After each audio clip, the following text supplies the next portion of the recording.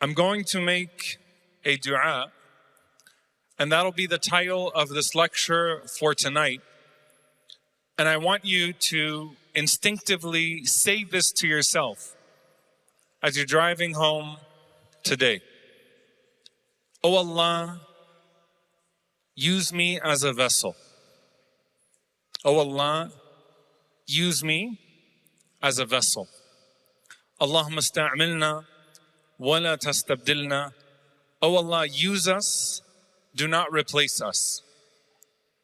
I was thinking about the moment that we are living in right now, where you are witnessing some of the most consequential global shifts that you can perhaps recall in your lifetime. I know for me, and as I leave here, I'm on my way to Bosnia, where it would have been 30 years since the genocide in Srebrenica. That still feels so fresh in the midst of a genocide taking place in Gaza. And the world is shifting more now than any time I can remember in my lifetime. So much is happening. And you have to look at all of that, and you have to choose what role you want to play in everything that's happening. And allow me to explain for a moment. There are some people who, when they see the world seemingly shifting off of its axis, will brace themselves and make their greatest dua, oh Allah, protect me from the shifts of the world. Protect me from all of the changes that are happening. And some of that is warranted. The Prophet ﷺ said, to Abbas radiallahu ta'ala anhu, when he asked him for a dua that he could make, for a supplication that he could make, he said, Sallallahu al-afiyah, ask Allah for safety. But the safety that the Prophet ﷺ is talking about is first and foremost the safety of your iman, of your spirituality. Let my heart be protected. Let my faith be protected.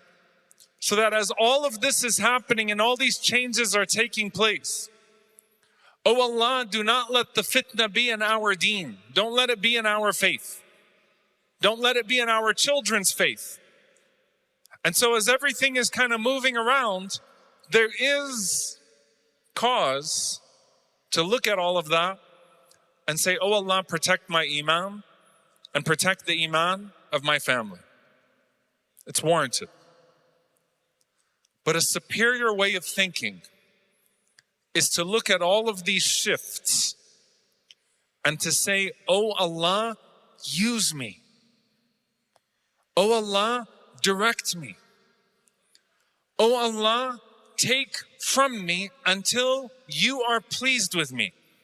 Oh Allah, however you best see fit for this hand to move, let me move it.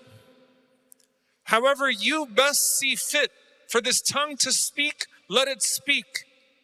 However you best see fit for this heart to turn, let it turn.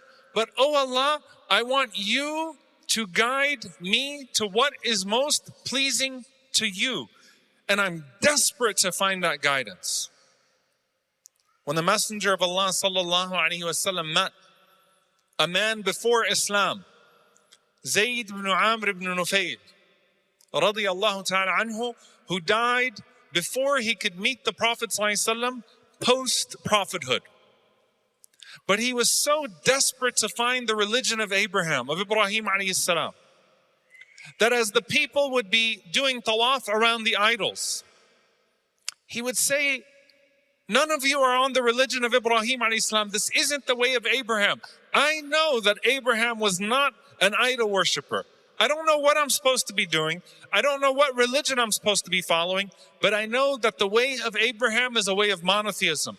And imagine the sight of a man putting his back to the Kaaba and telling the people, don't worship these idols, and then calling out to Allah.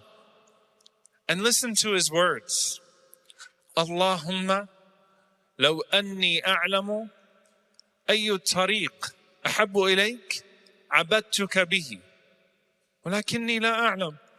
Oh Allah, if I knew which of the turuq, which of the ways, which tariq, which way is most beloved to you, I would worship you with that way, but I just don't know. But Ya Allah, I want it so badly.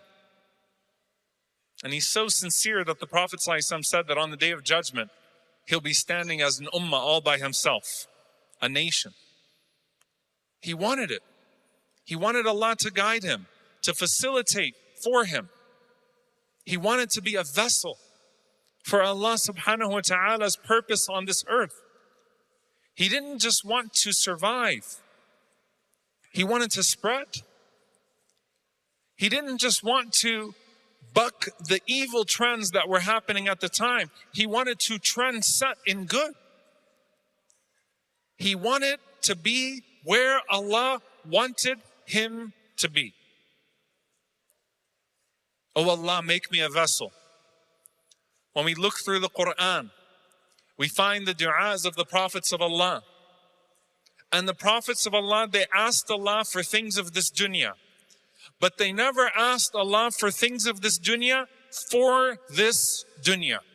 They asked Allah for worldly things, but they never asked Allah for worldly things for worldly purposes. Not that it's haram. You can ask Allah for money and pursue it in halal ways and for the purpose of halal enjoyment. You can ask Allah for children for the sake of the enjoyment of a child and everything that comes with that. You can ask Allah for worldly things so long as they are in the realm of permissibility. But if you want to follow the way of the prophets, then you have to have a higher purpose for your prayers. Musa alayhi salam did not ask Allah, as Al-Qurtubi rahimahullah said, did not ask Allah to untie his tongue until he was given the task of speaking to Fir'aun, of speaking to the Pharaoh.